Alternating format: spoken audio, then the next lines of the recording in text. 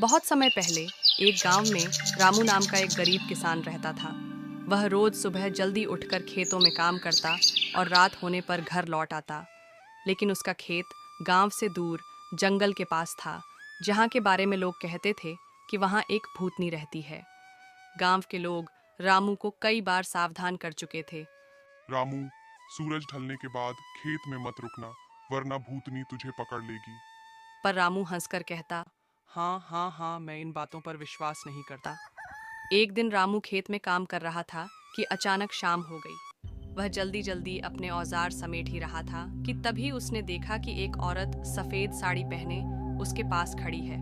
वह बोली, रामू किसान, मेरी मदद करो, मैं बहुत प्यासी हूँ। रामू को अजीब लगा, लेकिन वह दयालु था।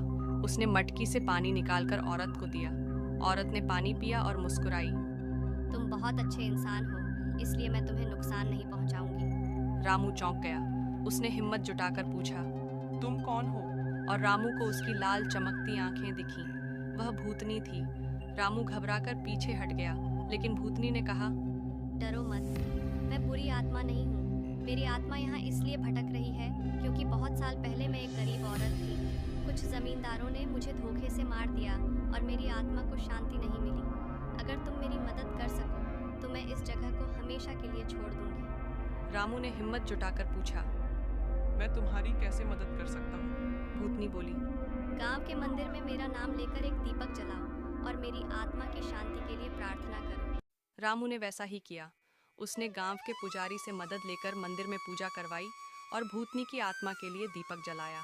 जैसे ही पूजा समाप्त हुई, एक ठंडी हवा चली और दूर जंगल की ओर से एक हल्की रोशनी उठी। भूतनी की आत्मा मुक्त हो गई। उस दिन के बाद रामू का खेत और पूरा गांव सुरक्षित हो गया। लोग अब रात में भी निडर होकर खेतों में जा सकते थे। रामू की बहादुरी के लिए गांव वालों ने उसकी खूब